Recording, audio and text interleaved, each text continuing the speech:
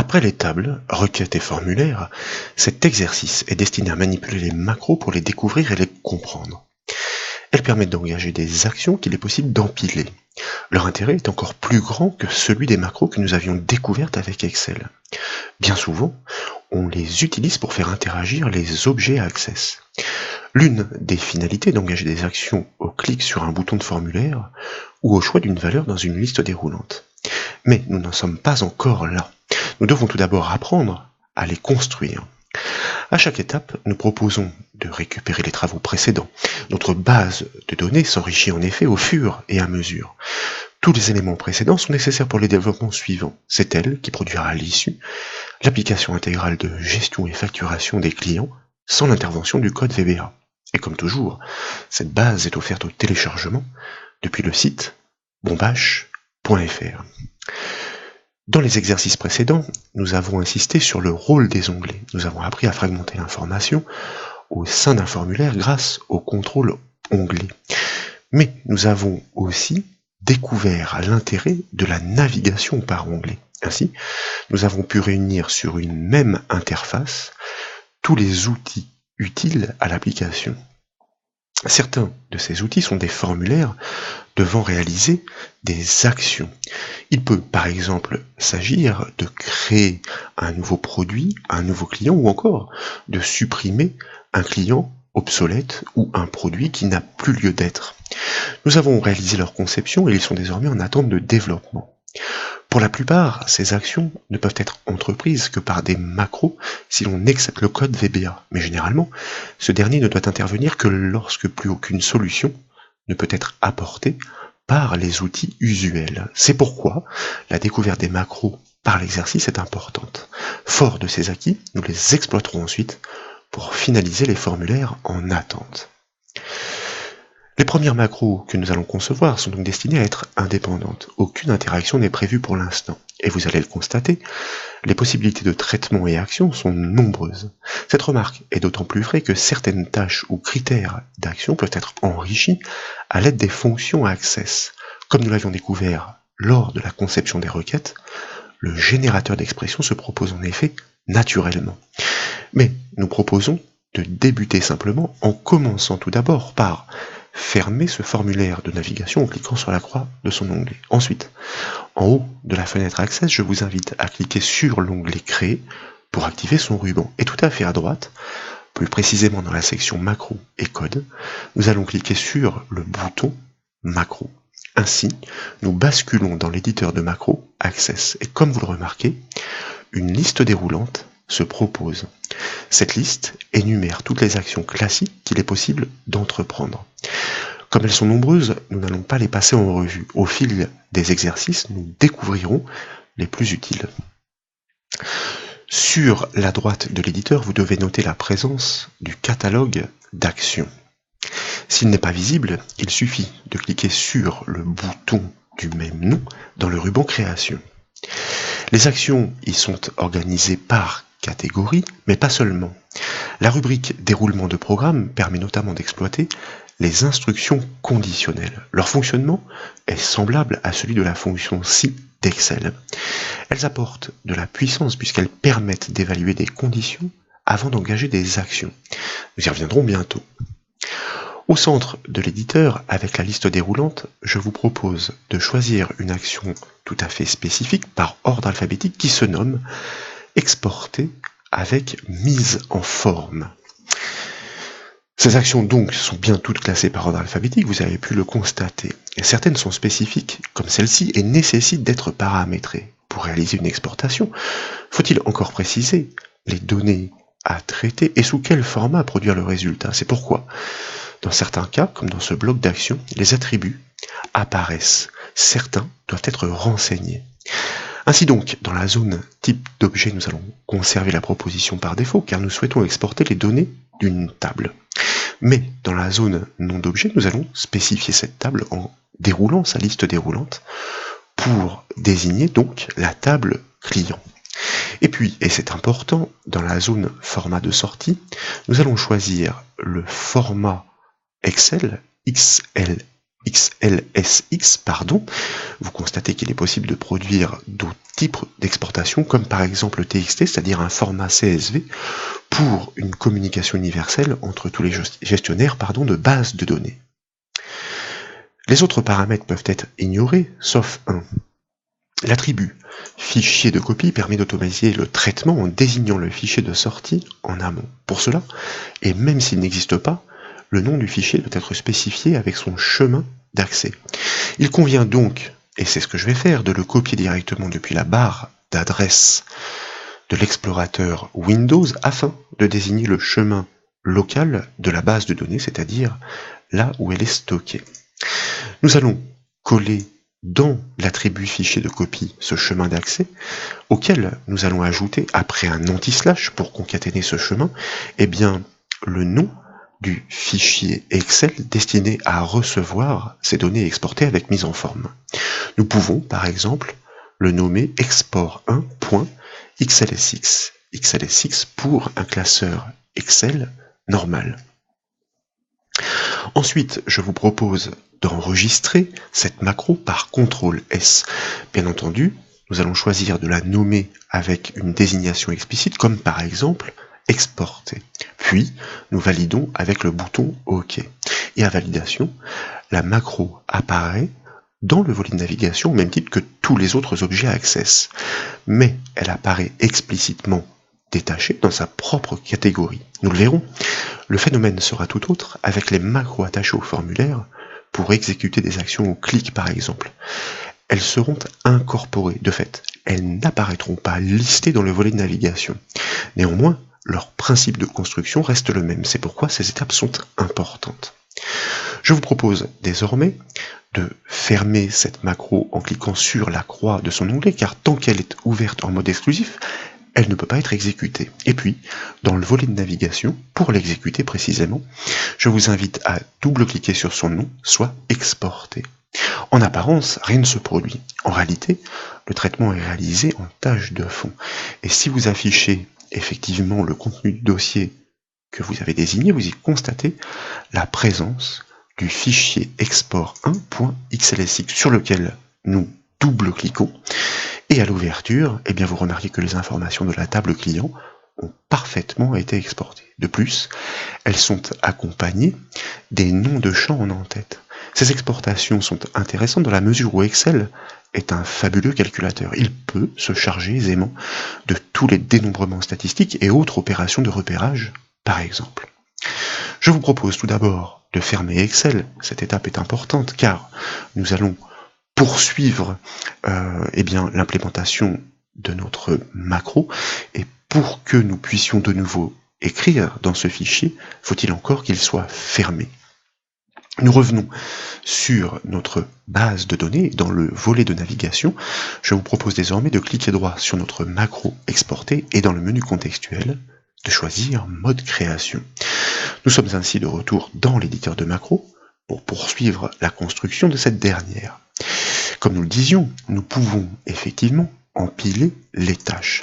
C'est la raison pour laquelle une nouvelle liste déroulante se propose en dessous de l'action précédente.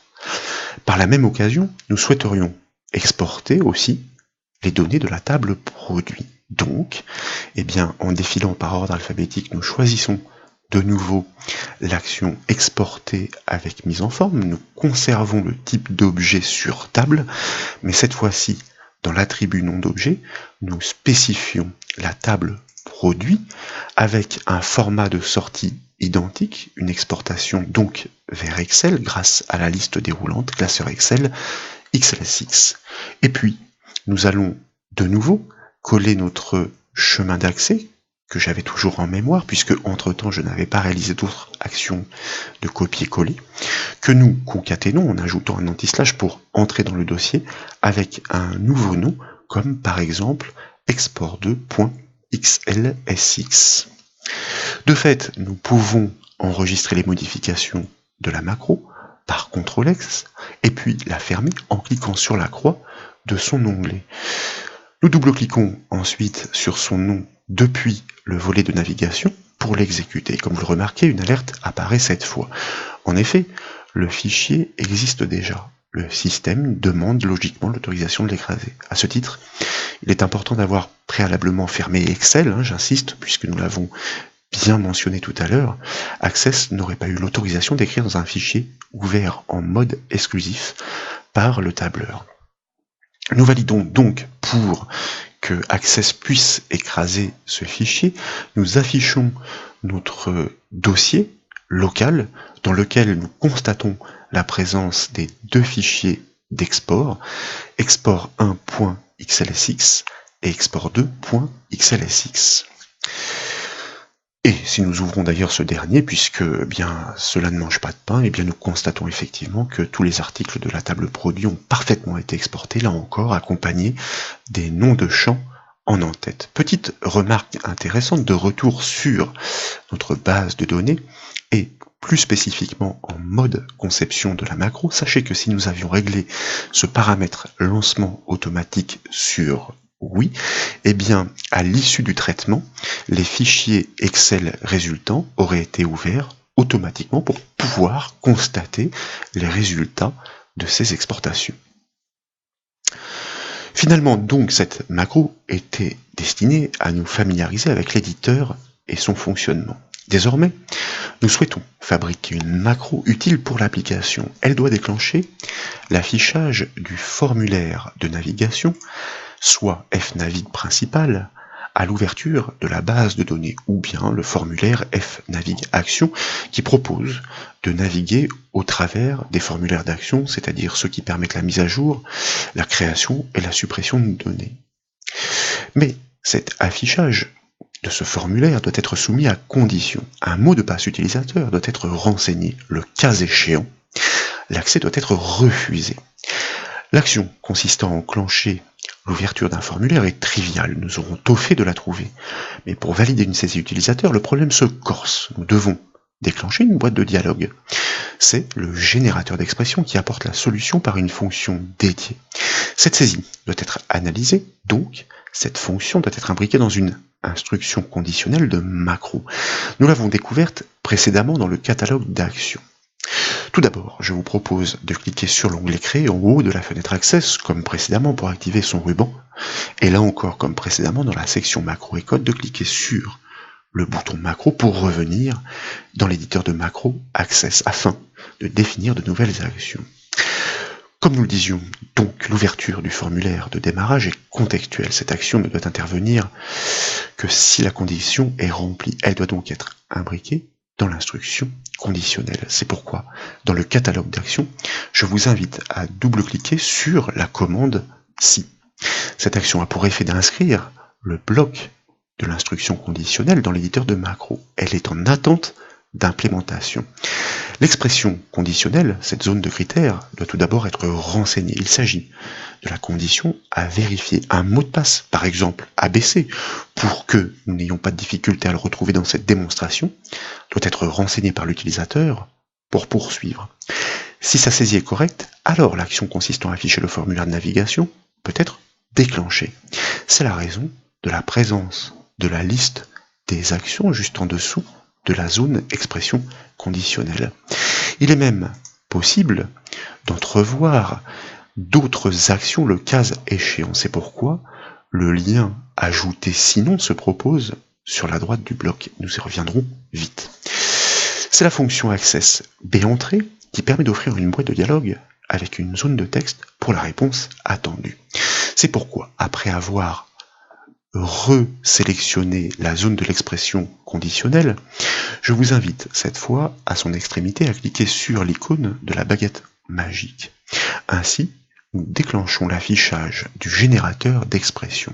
Nous l'avons exploité à maintes reprises pour la conception des critères dynamiques des requêtes. Dans la liste de gauche, nous allons déployer l'arborescence des fonctions jusqu'à sélectionner l'élément fonction intégré. Et puis, dans la liste du centre, nous allons sélectionner la catégorie message, car il s'agit de fonctions permettant de dialoguer avec l'utilisateur. Et de fait, vous constatez effectivement que la liste de droite se filtre pour proposer cette fameuse fonction bentrée sur laquelle nous allons double-cliquer. Nous l'inscrivons ainsi dans la partie supérieure du générateur d'expression. Ces arguments sont a priori nombreux, mais seul le premier et éventuellement le deuxième nous intéressent. Les autres sont facultatifs. Le premier, prompt, est un message à destination de l'utilisateur pour l'aiguiller. Le deuxième permet de donner un titre à la boîte de dialogue. C'est pourquoi, eh bien, je vous propose de remplacer le tout premier avec ces guillemets anglais par le texte, par exemple, mot de passe requis. Mais comme il s'agit d'un texte, nous devons nécessairement l'inscrire entre double cotes, c'est-à-dire entre guillemets, mot de passe requis. Et tant qu'à faire, effectivement, eh bien, nous allons remplacer le deuxième title avec ces guillemets anglais par exemple, le titre identification, là encore, bien entendu, entre double cote, donc entre guillemets. Nous avons défini le message à destination de l'utilisateur, ainsi que le titre de la boîte de dialogue. De fait, et comme nous le disions, nous pouvons supprimer tous les paramètres restants avec les points-virgules les séparant. Par contre, nous devons nécessairement conserver la parenthèse fermante de la fonction. Les parenthèses servent à accueillir les arguments d'une fonction, comme vous le savez, pertinemment. La syntaxe n'est pas terminée. Nous sommes dans la zone de critères de l'instruction conditionnelle. Cette fonction renvoie la saisie de l'utilisateur, puisqu'il s'agit d'une boîte de communication. Nous devons comparer cette saisie avec le mot de passe défini, ABC, comme nous le disions. C'est pourquoi nous allons chercher à savoir, pour valider ce critère, si cette saisie est égale au texte ABC, qui dit texte, dit guillemets, donc entre double cotes, A, B, C, et nous fermons bien entendu les guillemets. L'expression finalisée est désormais terminée, si bien que nous pouvons cliquer sur le bouton OK du générateur d'expression. Et comme vous pouvez le voir, le critère ainsi bâti s'inscrit bien dans la zone de l'expression conditionnelle. De fait, si cette condition est remplie, cela signifie que l'utilisateur connaît le mot de passe d'accès, donc nous devons l'autoriser à ouvrir, à accéder au formulaire F-Navig principal. Nous déroulons donc la liste d'actions associées et par ordre alphabétique, nous allons choisir une action qui parle d'elle-même, ouvrir, formulaire. Le bloc d'action s'affiche, de nombreux attributs se proposent car il est possible de réaliser des affichages spécifiques et filtrés. Ici, nous souhaitons simplement l'ouvrir, mais encore faut-il le désigner. C'est pourquoi nous allons paramétrer la zone nom de formulaire et à l'aide de la liste déroulante, eh bien, nous désignons le formulaire F-Navig principal, celui qui propose tous les onglets regroupant tous les outils, tous les formulaires. Je vous propose désormais de déployer la liste déroulante qui est placée juste en dessous pour prouver que dans une zone de critères d'une instruction conditionnelle, là encore, nous pouvons empiler les actions. Et nous allons tout en bas de la liste, choisir l'action zone message. Nous sommes en phase d'apprentissage, de démonstration. Il est essentiel de bien comprendre le fonctionnement de ces macros. Cette action zone message permet d'afficher une boîte de messages comme son nom l'indique, qui n'autorise aucune interaction avec l'utilisateur, contrairement à la fonction access bentrée qui, elle, offre une zone de saisie. Et nous allons, par exemple, saisir le texte bonjour et bienvenue. Ensuite, nous pouvons éventuellement paramétrer les autres attributs qui se proposent, par exemple le bip qui consiste à émettre un léger son à l'affichage, à l'ouverture de la boîte de dialogue. Il est assez disgracieux, donc nous réglons son attribut sur nom. Et puis nous pourrions par exemple associer un titre à cette boîte de dialogue. Vous voyez que finalement son implémentation est encore plus simple que la fonction bentrée, mais il s'agit d'une boîte de dialogue aussi qui propose moins de solutions, un titre comme par exemple accès autorisé. Comme nous sommes dans un bloc d'action de macro, Access se chargera dans la transcription d'ajouter les doubles cotes pour nous. Ici, nous n'avons qu'à renseigner les informations textuelles, contrairement à ces fonctions pour lesquelles la syntaxe doit être scrupuleusement respectée. Nous disions donc, en cas de saisie erronée, nous souhaitons engager un autre traitement. Si le mot de passe est incorrect, l'accès est refusé. En conséquence, la base de données doit être fermée, par exemple. C'est pourquoi, eh bien, je vous propose, par exemple, de cliquer sur le bloc si pour le sélectionner intégralement et explicitement, si d'aventure il était désélectionné de fait, en bas à droite de la dernière action, eh bien nous allons cliquer sur le lien « Ajouter sinon » et nous allons déployer la liste déroulante qui se propose et choisir de nouveau l'action zone message pour informer l'utilisateur que son mot de passe est incorrect. C'est pourquoi, eh bien, nous ajoutons le texte suivant, le mot de passe est incorrect, au moins qu'il sache pour quelle raison l'accès lui est refusé. Comme précédemment, nous réglons l'attribut bip sur nom. Nous pouvons effectivement ajouter un titre comme nous l'avons fait juste avant, mais cette fois-ci l'accès est refusé, au moins eh bien, nous affichons une boîte de dialogue qui est on ne peut plus explicite, et dans la foulée donc, nous allons déployer la liste déroulante du dessus pour pouvoir, dans cette branche sinon de l'instruction conditionnelle, empiler une autre action qui consiste à fermer la base de données pour des raisons de sécurité, puisque vraisemblablement un utilisateur essaie de se connecter alors qu'il ne connaît pas le mot de passe. Et par ordre alphabétique, là encore, il s'agit d'une action triviale, AQ, comme vous pouvez le constater, quitter Access, que nous sélectionnons. Et dans la zone Options, nous allons simplement choisir quitter. Il n'est pas nécessaire d'enregistrer les modifications, puisque nous sommes censés démarrer la base de données et à son chargement, la macro doit s'exécuter, donc aucune modification n'a pu être entreprise entre-temps. De fait, nous pouvons enregistrer cette macro par CTRL-S et lui attribuer un nom explicite, comme par exemple départ, démarrage, débuter, peu importe, que nous validons. Elle apparaît bien là encore dans le volet de navigation et plus précisément dans la catégorie macro. Il est temps de tester son fonctionnement, c'est pourquoi je vous invite à cliquer sur la croix de son onglet pour la fermer. Et puis, nous allons ensuite double-cliquer sur son nom dans le volet de navigation. Et comme vous le remarquez, la boîte de dialogue de la zone de critères, la fonction B-entrée, se déclenche aussitôt. Si nous renseignons correctement le mot de passe, comme nous l'avons défini ABC et que nous validons, vous constatez effectivement que l'accès est autorisé, le formulaire de navigation s'affiche avec le message de bienvenue, c'est-à-dire la deuxième action empilée juste après dans la branche alors de l'instruction conditionnelle. En revanche, je vous propose de fermer ce formulaire si nous nous trompons en exécutant de nouveau notre macro. Alors je vais de nouveau double-cliquer dessus puisque elle ne veut pas redémarrer. Je ne sais pas pour quelle raison. Bon, peu importe, ça arrive parfois quand on est en train d'enregistrer en même temps. Elle a fini par redémarrer, c'est un dysfonctionnement qui n'est pas bien grave. Mot de passe requis. Donc cette fois-ci, comme je vous le disais, nous allons volontairement nous tromper et à validation, eh bien vous constatez que tout d'abord l'action zone message apparaît pour nous faire comprendre que le mot de passe est effectivement incorrect. Et dans la foulée, la deuxième action s'enchaîne et ferme Access, comme nous le disions, pour des raisons de sécurité. Mais à ce stade, nous pouvons légitimement nous questionner sur l'utilité de cette macro. Elle ne protège pas l'application, puisque l'utilisateur doit choisir lui-même de la déclencher. Pour qu'elle sécurise la base de données, elle doit se déclencher à l'ouverture, en amont.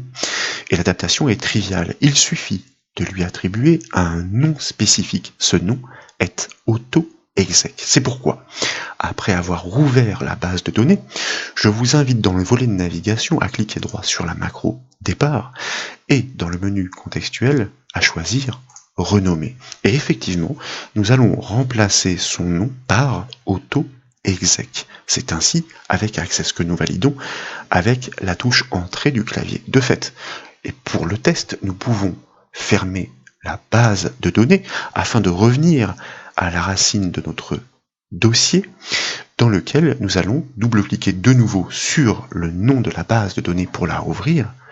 Et comme vous le constatez, le résultat est cette fois tout autre.